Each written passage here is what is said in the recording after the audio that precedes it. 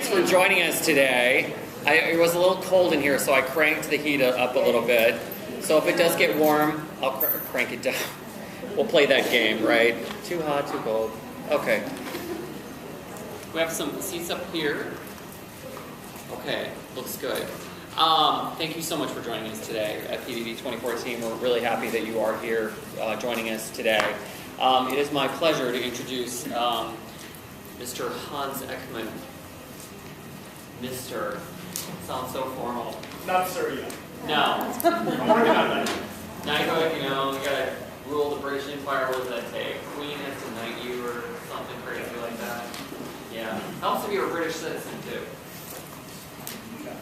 No. I'm gonna have to work on that. You're gonna have to work on that one. It's a long list. Yeah, it's a long list of stuff.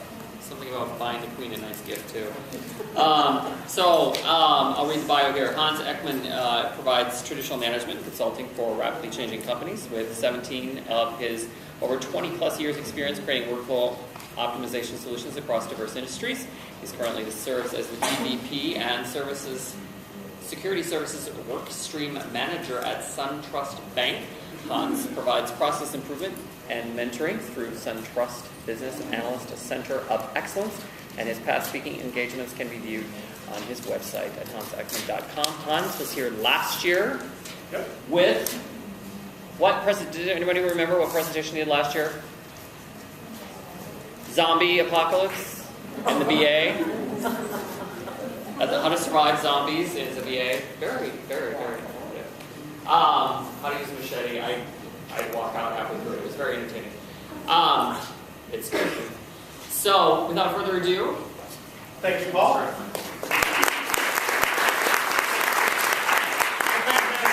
Thanks everyone for coming out.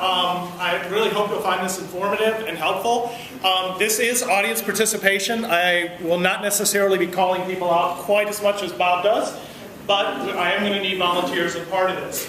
So, as with any good meeting, good session, we have to start off with ground rules. So, I already know these things. So, I'm not here just to hear myself talk. I'm here for you all. So, please, interrupt me if you need clarifications. Stop me if you have questions. If you have specific case studies or problems that you've run into at your specific project or work environment, let's save those to the end because those can kind of take up time and I want to make sure we have enough to get through here. Also, the full disclaimer is everything I say, do, express is my personal beliefs, personal opinions, and does not necessarily reflect the views or opinions of SunTrust Bank Incorporated. But please consider us for mortgages or private wealth management. Also, absolutely no animals were harmed during the creation of this presentation, including myself, but please do consider supporting your local pet rescue groups. So without any further ado, let's jump right in to the very end.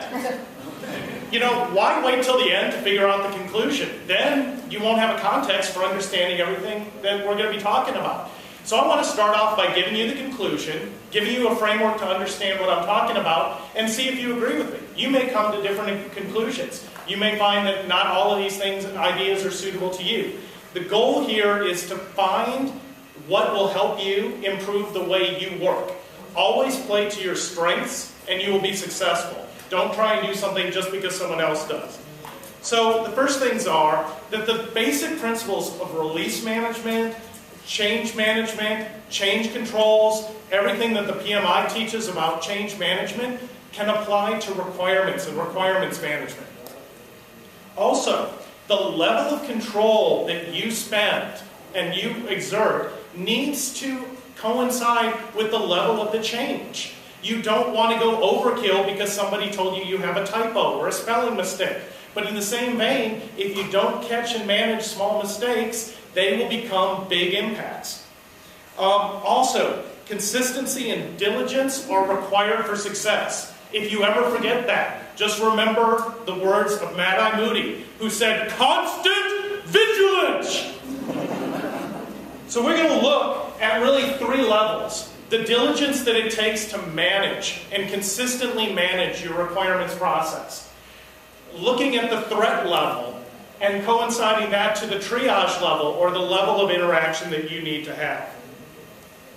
So since we're all here because we all work on ideal projects, we're going to go over the unicorn scenario, which is all of our stakeholders from the very beginning know exactly what it is they want. They have a clear idea. It's perfect. They can just tell you, here, capture this, write this down, and everything will be fine. The developers take those requirements and they translate it into the most beautiful, simple, object-oriented code ever with absolutely no mistakes and no misinterpretations. There's no defects or missing requirements throughout the entire process, and there's no change to the business need. During the entire project, there's no exterior impacts that change the prioritization, the needs, the environment. There's no employee transfers, nobody quits, you don't hire anyone new. This is the perfect scenario. So everyone here has participated in at least one project that fits this, right? Okay, so for everyone else who didn't raise their hand, which is all of us, this is why we're here. So why do we care about mistakes? Why do we care about defects? There are two very legendary studies that have been done on the cost of defects in IT software. One was done by TASI, and the other was done by Bohm. TASI looked at what is the cost, both of these looked at the cost of defects throughout the life cycle. TASI's was focused on iterative, not completely agile, but just an iterative development SDLC like RUB. Bohm looked at a pure waterfall project. So take 1x. 1x means the cost of fixing or the cost of making one change. So if we look at the cost of this seminar right now, and let's assume an average employee cost of $50 an hour times 100 of us in the room, this next hour is costing our companies $5,000. If this is the team that's working on the project, every mistake is now a multiple of $5,000. The cost can add up pretty quickly. So that's where we start. If we can catch those defects and requirements are designed, that's our baseline cost for changes. If we catch them in unit testing or during coding, if you're doing iterative, it costs 5 times as much. So to simplify, I'm going to say we have a $1,000 error. So it's going to cost us $5,000 to fix that during coding. In a waterfall environment, it's only going to cost us $3,000. When we get to integration testing, now in an iterative environment, that's now costing us $10,000 to fix. In waterfall, $7,000. What you see is, in iterative, you're front-loading the risk, and overall you're reducing the cost of defects. Whereas in waterfall, when we get all the way to production, where we do our acceptance and defect testing on our customer base, that mistake is now costing $30,000 if you did an iterative project. It's costing $100,000 to fix in a waterfall environment. That doesn't almost seem to make sense, but that's 20 people at $50 an hour. And throughout the life cycle, throughout the meetings, throughout the approvals. There's a couple other factors, and all of these are footnoted so you can actually look at the studies referenced here. One was that if you look at non-critical, basically your little job age, your internal size information, those really small non-critical, your maximum exposure is 5 to 1. So the more critical, the larger the project, the larger the magnifier you get. Also, estimates are that we spend 50% of our time doing stuff or fixing stuff that we could have caught at the beginning. That means realistically, half of our defects and rework could be avoided. How many people would love to go back and be able to undo half of the mistakes they've made in their lives? Or undo half of the decisions? I know I would. I could list the top 5 pretty easily. And also, and this is near and dear to our hearts and ignored by almost everybody else in the world, which is why we have to rise up together, fight the powers that be, and make sure that our voices are heard. Just like Bob said. Missed requirements and nominal development of requirements and design and use cases and stories is the primary cause of all of this. One of the most famous was I don't even remember what the total was now. I think it was $50 million the FBI spent on an integrated law enforcement database, and they did not do proper requirements up front, they developed the system and found out that not only did it not work at all, it was completely unusable and that had to be scrapped and started over from scratch. Your tax dollars at work because they didn't have the right BAs on the project. So let's look at the reality of change. When are these changes introduced? What types of changes we have? Well, the first ones are ambiguities, clarifications, invalid requirements. And those can creep up from the very first time you sit down in the meetings, all the way through implementation, when suddenly you understand what the person was saying and you're like, oh my word, that's not what I wrote, and that's not what we implemented. Or somebody looks at it on the screen and they're like, now I know what you're talking about in this user story. You're right, this isn't going to work. And I want you to push back, I want you to consider this. Does this match what you're experiencing? Are you finding these types of defects popping in throughout the life cycle? Where do they most often fall for you? Where are you seeing most of these invalid requirements, mistakes, basically where something was captured and it wasn't quite right? What phase did these normally pop up for you all? Testing? So everyone's fine even testing. Once you have something to play with, suddenly the requirements seem to make sense. How could we avoid that? Anyone have an idea? If we're noticing something's wrong when we're first touching the system, and we're only touching the system when we get to testing, how could we mitigate that risk? Prototyping, screen captures, images, walkthroughs, anything you can do. So the next one is missed requirements. So obviously, while you're defining requirements, you can't have missed requirements because they're all missed at that point and you're filling them in. But from that point forward, everything that got missed is going to start impacting the project and it's going to be a change you have to manage. Does anyone honestly believe that you can deliver a project covering 100% of requirements? Why not? That's our job. Isn't our job 100% requirements coverage? Are we shooting for 99, 90, 80, 50? Where are we shooting? Someone said 80? Anyone else have 80, 85, 85, 85, 90, 90? It really depends on the project. It depends on the risk. It depends on the time. If you take my timeline and cut it in thirds, you're going to get half the requirements. Good, I can make up that delta. So, also, we're going to see changes. There's going to be changes in scope. There's going to be changes in prioritization.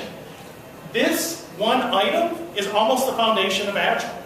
It's the whole reason that you try and break things up into smaller sprints. So you can look at what has the biggest impact or the biggest risk or the hardest thing to do it first and get it out of the way, and then as things change, as your understanding grows, you can then take on more work. Primarily, this is going to start to creep in at the end of your definition phase, all the way through testing.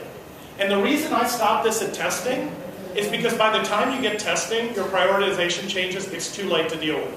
You cannot incorporate them without massive impacts, and so realistically, you're talking about a new timeline. Once you get past requirements and you start doing the design, you've got your perfect requirements document. You've got all of your flows. You've got screen captures and mock-ups, and everyone agrees. And then you give it over to the developers, and they can't do it. The system won't let you. You're going to start running into design constraints, resources constraints. What happens when your SME is not with the bank or company anymore? What happens when somebody changes jobs? What happens if your budget gets cut? We do it quarterly. Every quarterly, I take a haircut, and I cut 10%, 20% off of a budget, potentially, tracking to how we're tracking to our plan. So these things are going to creep in. Again, that can hit as far as implementation, but when you get into implementation, again, you're too late unless you want to cancel everything. Missed implementation. It was there. It was in the design. It just wasn't coded. And again, why are we finding it mainly in test? As everyone said, when do we discover these things? It's because that's the first time you're going. You're going to see what was missing. And that's when you can then start tracing it back to your design and to your requirements. And the final one really is a change in the business need. Has anyone been involved in a project that was a high priority, a must-do, and market conditions, business conditions, a reorg, suddenly changed the need and you needed to do something else instead? Okay. It's going to happen. Does that mean we failed? Not really. I don't get paid less by project. I'm just going to switch over and do a different work. It's up to them to decide where the team and where the talent should go. Now, if I haven't defined the value, then I've missed an opportunity to tell people why they need to stick with it. So next, really this is where we're going to spend a little bit more time, is understanding the threat level and the triage level. And this is actually based loosely on how medical triage is done. I've simplified it to 3 because anything more than 3 I'll forget, so we'll just keep it simple. And that doesn't really show up as well on the screen. So as you're taking notes, I meant to say this at the beginning. Everything, this presentation, not only will it be online for the PDD, I have this online right now at hansekman.com. If you go to presentations, they're listed in reverse chronological order. I've got this. I've got all the templates I show you, even though some of them are getting a little outdated. The video of this will be posted, and then also I've got a white paper based on a previous presentation that's courtesy of the IMF. So let's take a look at the threat level. First level, kind of your threat level green, which is no material impact. This is typos. This is wording. This is decomposition, where you have a way of breaking up or restructuring your requirements, but the intent, the need, the feature, the value hasn't really changed. You're just finding a better way of doing it. It's things like clarifications. Maybe it's reformatting or restructuring. So all of these things, as the Babak preaches, you are improving the communications of your requirement, but you're not fundamentally changing what the content is. You're not making a change that someone's thinking, okay, this feature is going to be any different. You're just making sure that what everyone thinks they're going to get, they're actually going to get. So this is really a green level change. It's not a big deal when this happens.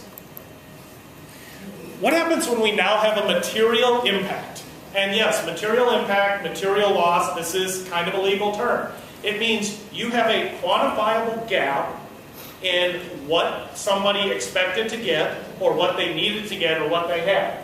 So this is your missed requirements. This is your new requirements, constraints, external impacts. These are the things that now impact the project, which means somebody needs to make a decision whether or not to include. It's no longer up to the BA to rewrite and say, well, I think I'm going to add a couple more screens here. We can't do that. We're not the owners of the systems. We are the stewards of the business need. So your stakeholders need to approve this. And this isn't necessarily, we'll get into it a little bit more, this isn't saying that everything needs written signatures and long processes and things that hinder the project. If you think about Agile, Agile's based on this principle from the beginning. Everything you do is a change. Everything is discussed and negotiated. And at some point, somebody signs off and says, go, now build it. Now let's revise it, let's go with it, let's make it live. And the last level, our threat level red, is when a governance change is needed. This means we are having an impact to one of the 3 project management constraints: time, budget, schedule, or scope, sorry. So now we have to go through and package that as a governance change control. We now have a change that is pushing the project outside of whatever your acceptable PMO guidelines are. So now I need 2 wonderful volunteers to participate in an exercise to help us understand this a little better. I said 2 wonderful volunteers. It's really easy. I just need you to assemble cards. Sol, come on up.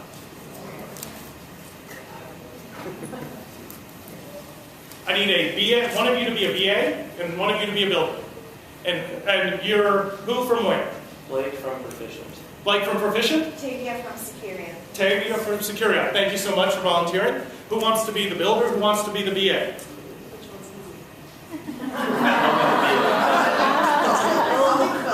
Okay, you're the builder. Using my business cards, I am your stakeholder, and using that, I need you to assemble the word dog on that table. And you're going to build, so what you have to do is you are going to provide the cards to the builder so that the requirements and so that the product, the word dog, can be spelled out on this table. All right? And what I want you to do is, for the first one, this is our initial scope, our initial pass at the requirements, our first iteration. So go ahead and help her build the word dog. So I'm not asking you any questions? Nope, you don't have to. You're going to be, your real BA role is going to take place in just a second. Okay, they're starting with the D. I write it? I don't want your business cards. So use these to assemble. Okay, there we go. The BA is stepping in and now clarifying the requirements. Okay, so now the developer knows that we're using the cards to draw a picture.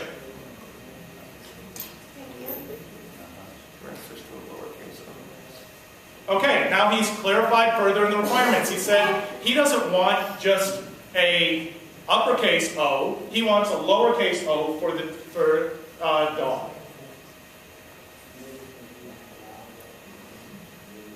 Sorry. It's a D. Hans is going to appreciate it. Sorry, I'm plugging business in. Nope, that's why they're here. They came free with Cracker Jacks. Oh, what? Lowercase g is Okay.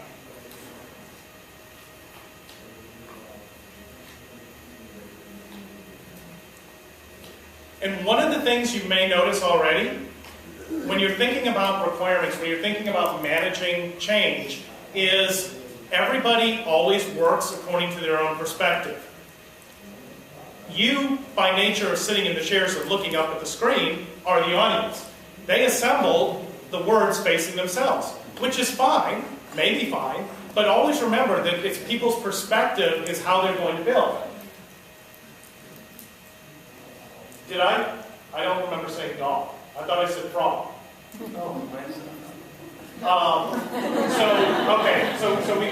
So I'm authorizing a change control. I need you to change this into the word frog. the same number of business cards? I don't know. I don't know how many business cards it takes to make a frog. I just know I need a frog, not a dog. Still, I only have a small tank. I moved to an apartment and they won't let me have pets. It's awful. So, Dog, you mean the little green thing that yes, the goes little green around? thing, yes. Okay. Or the big green thing if you're in Australia. now Now, as you're doing this, and as you're assembling, as the VA, you're now going to be quantifying change, because we're going to use this to try and assess the impact levels. So you need to monitor everything that's changing, because I'm going to ask you about it, and then go to the audience and see if there's anything we missed out. time first. Okay? So, begin when ready. So, I'm not counting the extra card for the first they're trying to use just the card as an Okay. effort to eat. So since not everyone can see, first thing that started is we've disassembled the word, the letter D, and it's now being reassembled into what appears to be an F. Did it Okay. And there were no changes to the O or G. Correct. Okay. So when you first assembled dog, what were the key elements? What were the key things you were tracking against?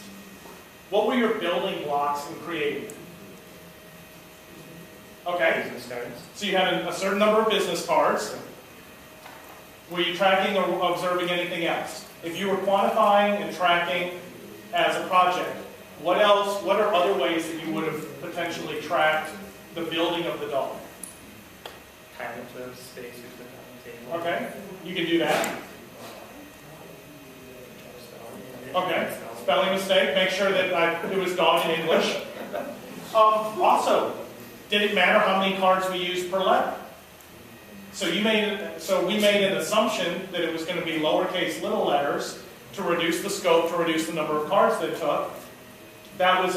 We ended up imposing a design restriction by how we phrased the requirements. What about when we switched over to frog? We didn't add any more business cards, but it did take an extra 30 seconds. Okay, so we had a change in time. What were the other changes you would have needed to manage?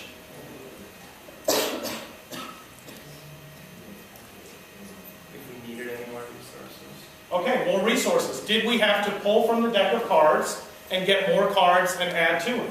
What else? Took more space on the table. Okay, so we might have had space, the overall, we had to expand so that we had enough room.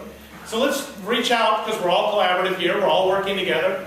What are some of the other changes that we would potentially manage when we said go from dog to frog? Feel free to just shout it right out. Well, time would be a big one. Okay, time. Time would end up being the other aspect of cost. So we know that if we needed more cards, we could get them from the deck. What else changed here? Okay, so there was a certain refinement. What about in terms of cost or impacts? What are the different types of impacts that we had here? Okay, you had to assume that there were cards available. In this case, we actually didn't need cards. We took cards away. And the builder was available. Yeah. So we lost that. That was, you had the authority to make that. Okay. What about some impacts, whether they're material or non-material? So we had a non-material impact that the O and the G didn't need to change to complete this. But what happened to the D? There were a couple key things that happened, a couple key impacts to our D. Well, you have to disassemble that. So you need to take that into account and did that actually impact anything else? So deconstruction, removal of functionality, has a cost, has an impact. It's not just what it takes to build the new, it's what it will take to rip out the old. So the transformation of one letter into two, the deconstruction, it may have given us certain resources back, but it took resources to pull that out and assemble. And so we have the number of new cards, which in this case was 0, the number that was removed, and then actually the changes to the letters. We now have 2 distinct letters that we're now managing against, the cards that they took.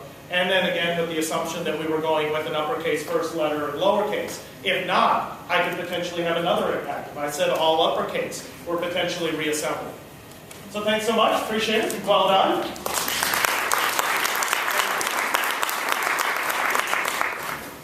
So keeping that in mind, what, if any, of the changes here would we say are non-material? When I said go from dog, we had signed off on dog, we now changed the scope to frog. Were there any non-material changes that were occurring?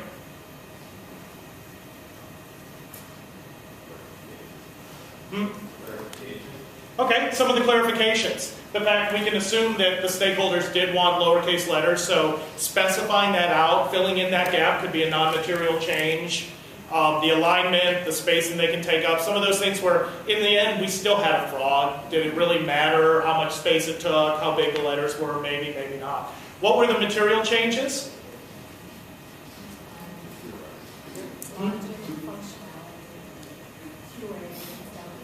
For here, what were some of the material impacts? The actual measurable changes that we have to accept to go from dogs to frogs.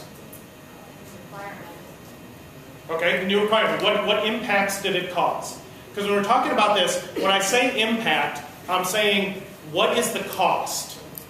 What do I have to give up? What do I have to add? What do I have to remove to make that change happen? That's where the impacts are. You had to add builder time Okay. for them to build it. You had to do the disassemble time.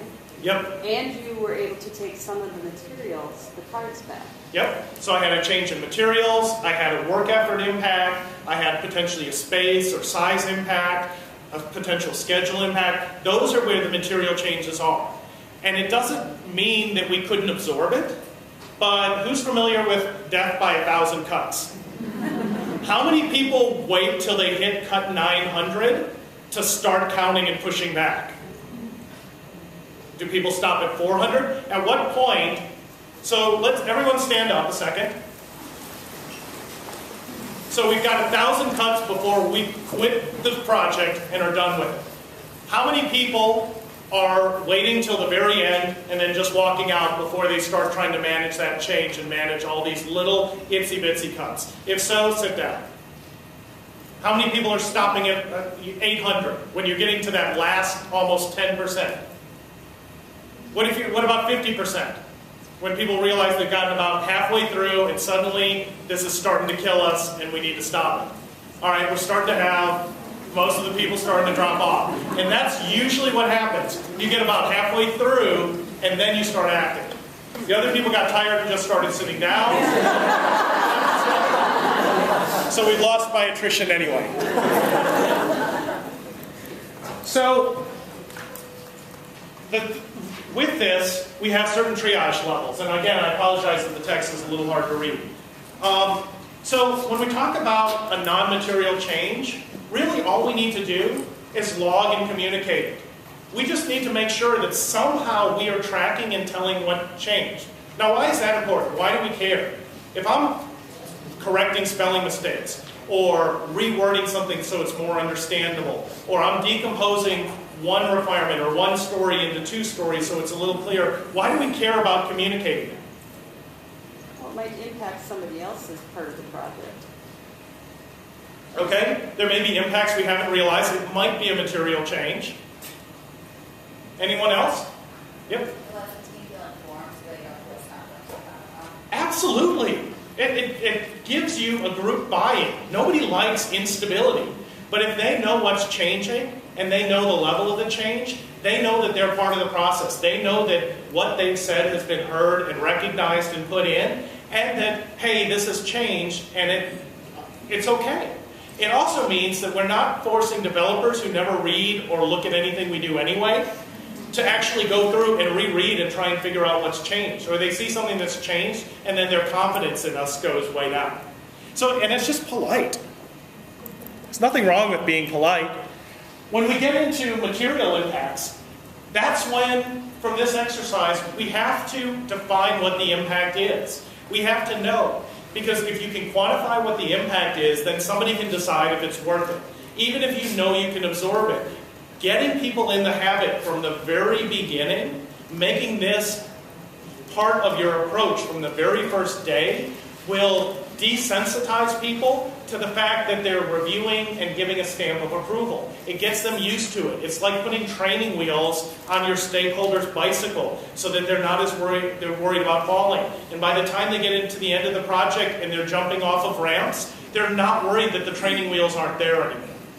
And then if it's a true governance change, it's got to follow your governance change control process.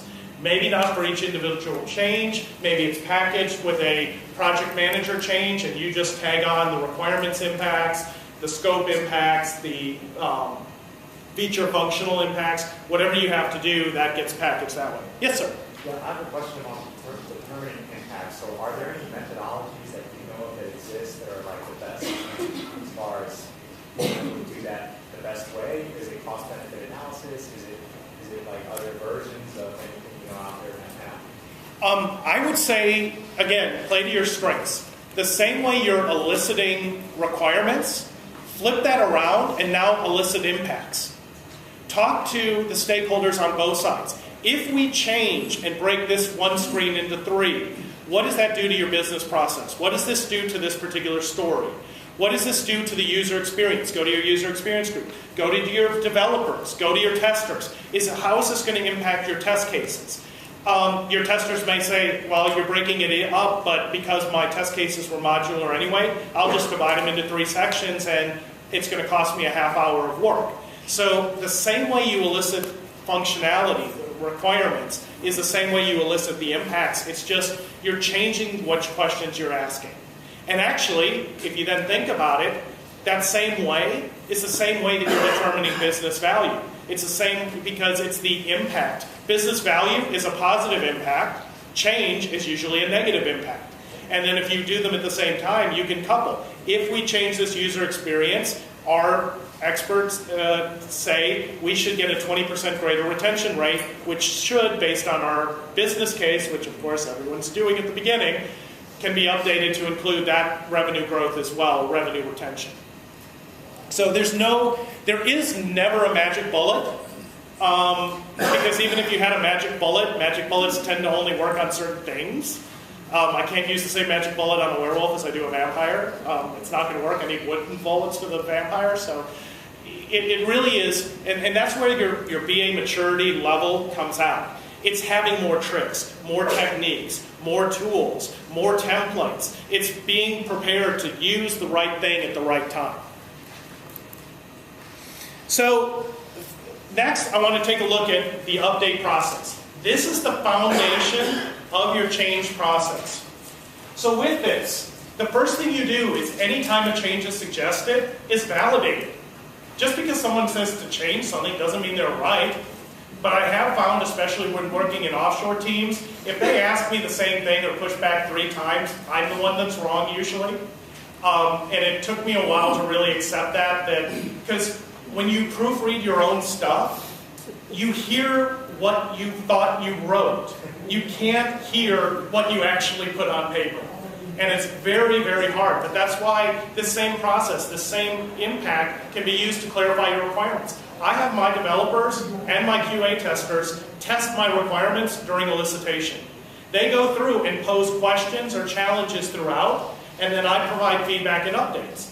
And I hand the requirements to them when it's ready for that review. So I'm actually quality testing my requirements, or static testing is the official term, way back early in the process. So if the change is valid, I need to update the requirements.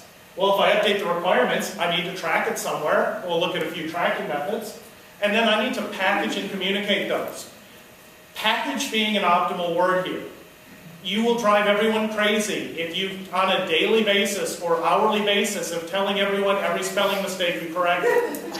Pick your targets wisely. I don't communicate spelling corrections. There's no need to embarrass myself in that large of a group. So when you're doing this, when does this start? This starts after your first formal communication of your requirements.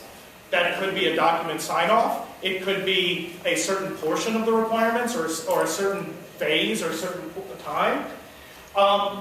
The reason you don't do it before then is because your whole thing is volatile. You haven't set a baseline. Once you draw a line in the sand, then you start managing these changes.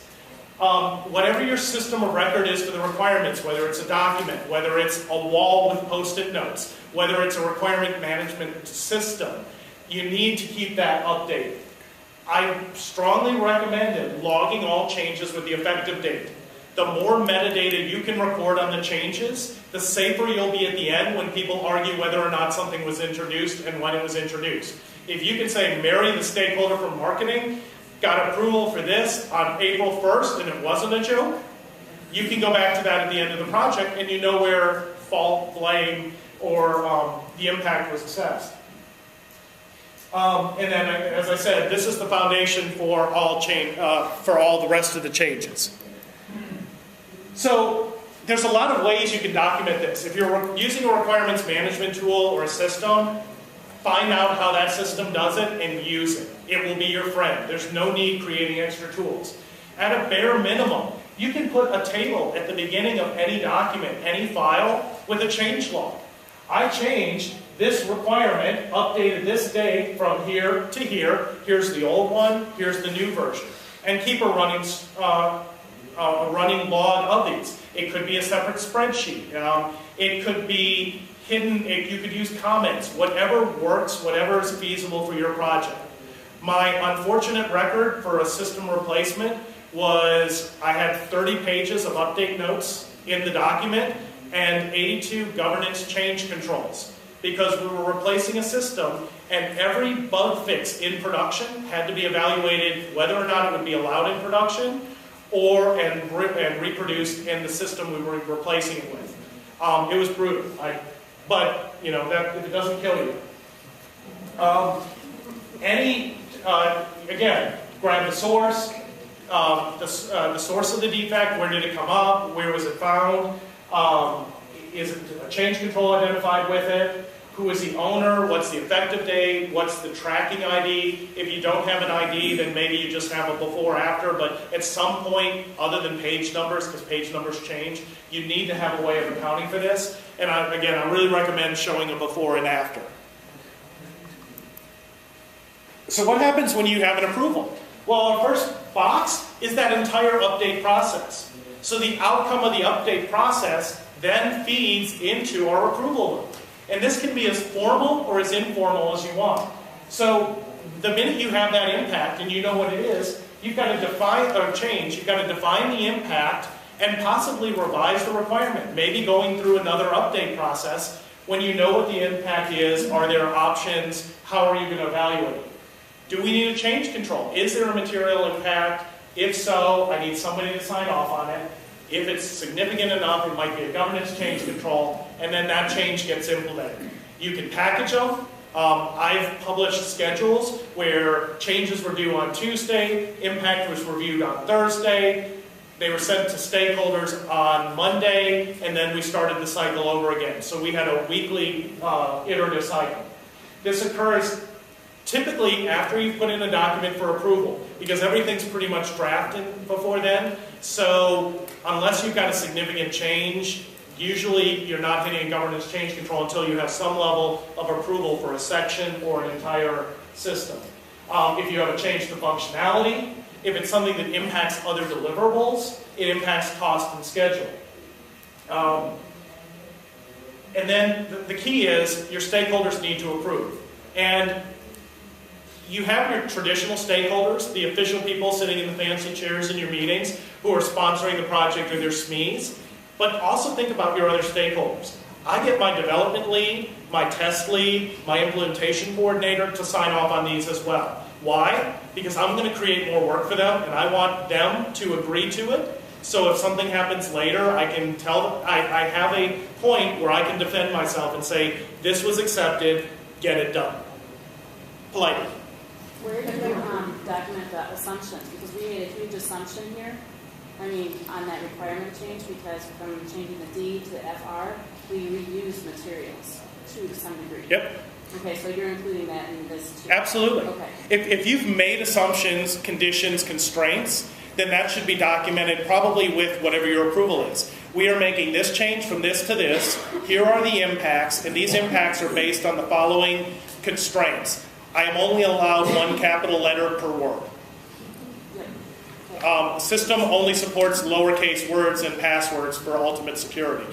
Whatever it happens to be, list those out, or even better, think object-oriented requirements. Refer back to your constraints. You may have added a constraint that you discovered that led to the change in requirements, so you reference back to your constraints document or your constraints list. Absolutely call it out and avoid rework as much as possible. If you have a set of related deliverables, you can even list them out and check which ones were updated and the level of update. You can create color schemes or letter schemes or animal characters for changes, all the way from cute little bunny to Wile E. Coyote, whatever happens to work. One of the most important things, and this is where constant vigilance is your best friend, it's the tracking of the approvals. So at the very least, you can pop open Excel or any spreadsheet and list, I like to list the change control number, the change control ID, which document version, which section, however you're tracking and managing your requirements, that metadata needs to be here. What version was it? What date? Who is the owner? Was it approved? Was it kicked back? Anything like that that you need to track. Yes, it is time consuming, but it's very important and makes a huge difference. You can go as far in your tracking to actually use the tracking metrics as the method of communication. So I use this for my requirements clarification, where I have the team reference which document version they looked at, the date, what change they requested, what the requirement was impacted, why they think it was wrong or needed to be changed, what exact item changed. Now, who can guess why I require a document version as part of this? Somebody take a wild guess. Why would I care which document version that the change impacted or a clarification took place on? Okay, if they're not working off the current document, you have just identified a process problem. And there's no sense in wasting your time, unless you happen to carry that error through, in which case that may be valid, but you can at least get them on the right document. Thanks. So really, this is your tool. This could be a SharePoint list. Or it might even be, I've done it as a questionnaire for documenting impact, where we had a system, where we had criteria, impacts. What we did was, I was baiting people to answer the questions the way I needed them to answer. I was forcing them to justify the business value of the change. I was forcing developers to say exactly what the impact was going to be. They can't just go 80 hours. What does 80 hours mean? I need to know which components, which designs. Is this consulting hours? Is this offshore hours? Where does that come in? When you get into governance change control, this kind of becomes a little bit easier because you don't have a choice. Every organization probably has a governance change control form, a process. You are going to insert as part of that. This is where the PM's your friend. You make sure they package whatever you want, or you create one and submit it yourself. There's a few things that I like to do kind of as my best practices. I use this for changes after an artifact or work product is signed off. So at a certain point, when I've hit a level of changes, even if they're all green, easy, I will baseline, create a new document version, and say, I am asking you to approve version 2.4 as now the official, and here's the change log to show you what changed. Only these two were material changes in the process. So then we say, okay, we're going to clear. Anything that's significant impacts, again. Regrouping scope into releases or implementation. So if you've decided to split out functionality into a series of releases, then you need to have a governance change control to move the scope. We'll package your requirements. That way the developers and the testers know what's moving and what's moving where. And I've always joked, but never actually been joking when I said it, that if you want me to deliver a perfect requirements document, implement the tool, and then let me document what you did. Well, that's what this actually can do. So what you can do is, at the very end, when you've hit your end phase gate, when design's done, when development's done, when testing is done, have them sign off on the final official version of the requirements. And that says, this is what we agree, this is the changes, this is what we implemented, and this is our new baseline. So a few best practices. Make sure that the communication plan, the loops of the update process, the approvals, when approvals are made, needs to be part of your requirements approach. And I know as BAs we hate writing out and spending the time to document a requirements approach. But if you do that, you level set with the audience, you get their buy-in from the very beginning, and it removes all the surprises. It also helps them. You can walk through some mock scenarios so they get comfortable with it. Maintain consistent, controlled communication. If you do this haphazardly, it will fall apart and you'll get burned. And people will say, well, you're now asking me to sign off on this, but these 4 things you didn't make me sign off on, and they were even worse. Well, they're right. And all you've done is wasted time in the meeting now arguing about something that's irrelevant. The impact assessment is key. It's not about the changes. As BAs, we're really, really good about hearing something and doing it. But we need to push back. We need to tell people that if I change this semicolon to a colon, here's what it's going to cost you. Maybe not to that level, but whatever level you have time for. Leverage your tools when you're available. There's no shortage of tools. And the more you can cross-reference, the more you can make your change control process object-oriented, so you know what impacts and what they trace to, the better off you'll be at the end when everything starts falling apart. And it will. It always does. We wouldn't be in IT if it was easy. We like the challenge, or we're masochistic. So how does this apply if I'm fortunate enough to be creating baseline documentation where I'm actually at a maturity level to manage requirements as an asset? Well, in that case, every piece of scope, every change, every requirement is a change. Your entire requirements approach is now change management. You have a baseline. You have changes that are due to the release. And the sum of the baseline and what you change becomes the new baseline. This is kind of also the foundation of where Agile comes from. It allows you to start with what you have, change, adapt, iterate, implement, and then that's what you have. Now let's add more to it. Let's take away. So this process can be your entire, it could be the entire foundation for your requirements approach. It does take additional time to set up a baseline. It is hard because it's very easy to say system's going to do everything it did before, but, and then just lifts the buts and then leave it and never go back and update. If you do, the minute you first let that crack form in the dam, it gets worse and worse from there. So let's go back to our conclusions and see if you all agree. So the principles of release management, change management, controlling, judging the impact, getting sign-off when appropriate, can be applied to requirements management and your whole requirements approach.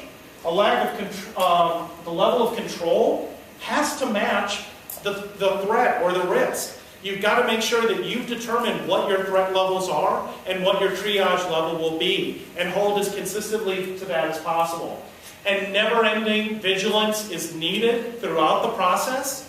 And when this becomes part of your daily routine, everything will be a lot easier. Holding people accountable will be a lot easier. So in the presentation, if you download the deck, I've got a list of those studies if you want to use them. Pull that information, help get your stakeholders where you need them to be by encouraging them to not cut requirements, but spend more time on requirements. There is a standard disclaimer, which is also on our public site, about the scope and reach of SunTrust.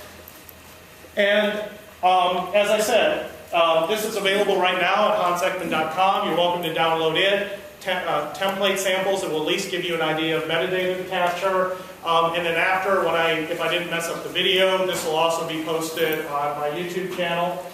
Feel free to connect to me on LinkedIn. I've enjoyed networking. I have had the opportunity to meet some fabulous people that have helped me grow. I've met people and helped them get careers or advancement, or help them the way they can. So please feel free to connect. So what I want to do is leave that there and see, are there any questions that I can help answer until I get the final "you're out of time" card waved in the back?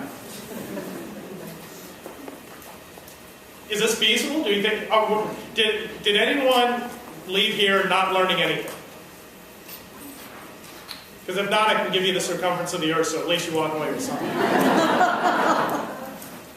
Is this something that we can adopt, or are there portions, or there practices? What are some lessons? What are some areas where you think tomorrow, when you go into the office, you might be able to apply one of these principles, and it might make life a little bit better for you? Documenting your requirement approach. That's critical. It is. I hate doing it. It bugs me, but boy, can it be a lifesaver. What are some others? When you're dealing with change management, how you can communicate with people that not every change is necessarily going to go through governance. Yep. So it's okay to make changes. We just have to make sure we're assessing them properly. And changes doesn't have to be this scary, crazy thing. Absolutely. Take the fear out of change.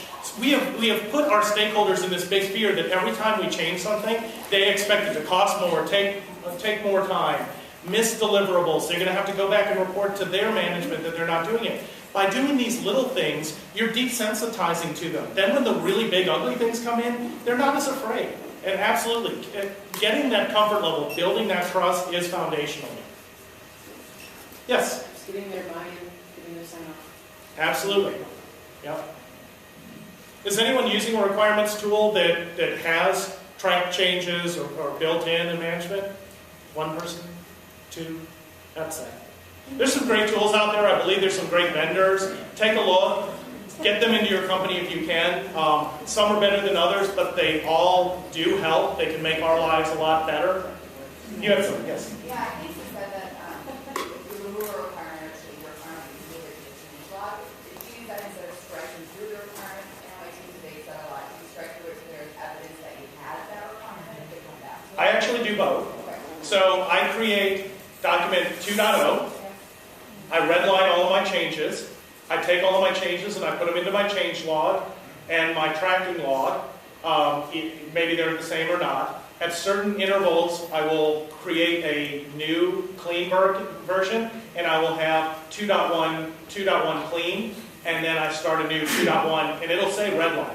And that way, the thing I like about that, especially if you're using Word, is for a developer, all they have to do is show them where the review tab is, and they can click next, next, next, next, and look and see what changed. Absolutely. Yep. Only redlining, you can do it that way, but then it forces people to go all the way through. I really recommend, at least if you're going to do the redline versions, pull those into your tracking log where you're identifying the source, the sign off, the level, the severity, the impact, whatever you're doing. Okay, well, I'll be up here for a second. Also, there at the end of the table are business cards. Grab one if you'd like. There's also photos with one of my favorite change quotes, so please help yourselves, stick it up in your cube or refrigerator if you'd like. So thank you so much for coming.